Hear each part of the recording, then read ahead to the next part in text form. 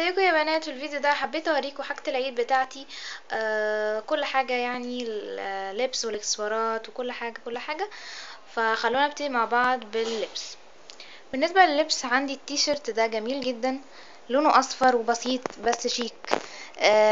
هو لونه زي ما بقولكوا اصفر، بس في الكاميرا انا شايفاه شوية اخضر، معرفش ليه.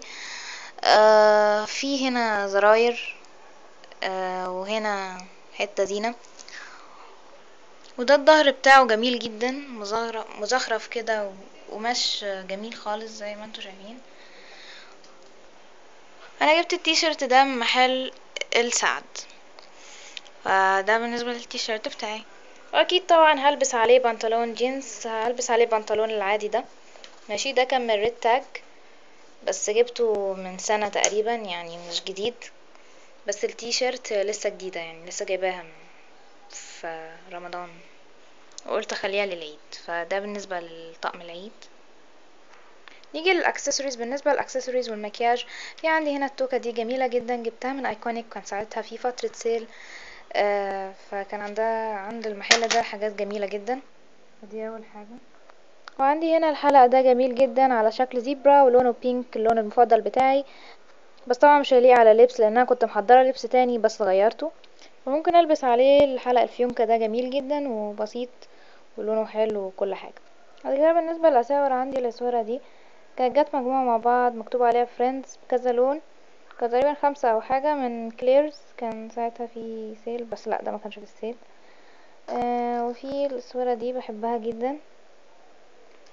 في كمان دي، ودي اخر واحدة اللي انا عملتها لكم في الفيديو اللي فات، وريتكم ازاي تعملوها بكل سهولة.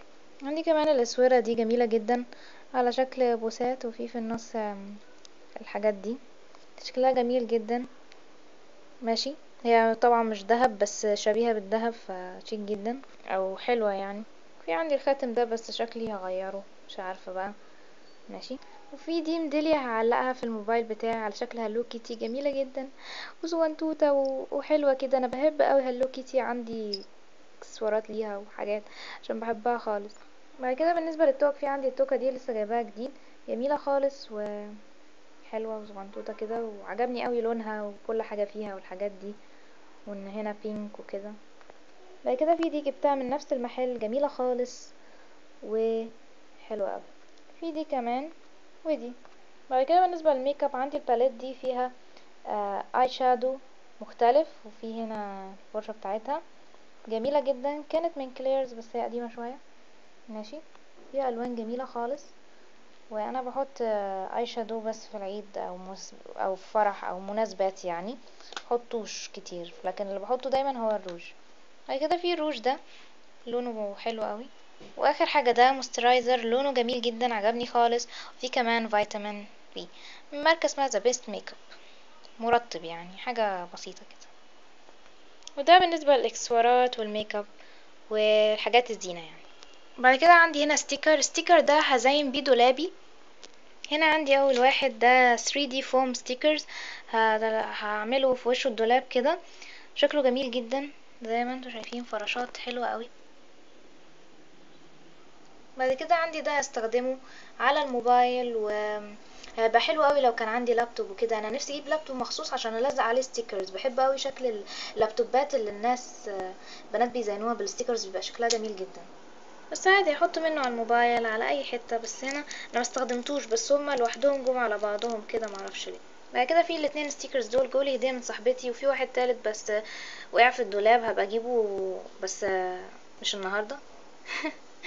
المهم انه في واحد هنا على شكل باربي، والتاني على شكل القطه المعروفه دي، جميل خالص، وكفايه ان صاحبتي فكرت فيا. بعد كده هنا كان في حلويات، بس هما كانوا 4، كلت 2 و2 لسه ما كلتهمش. عندي هنا اول حاجة كوكيز، قطعة شوكولاتة، بحبه جدا، بحب افطر بيه لو عايزة افطار خفيف، او حتى اتعشى بيه لو انا مش جعانة يعني، باخده كسناك بسيط وطعمه جميل يعني. هو بيبقى فيه 4 وحدات، هنا 2 وهنا 2، وطعمه جميل اوي.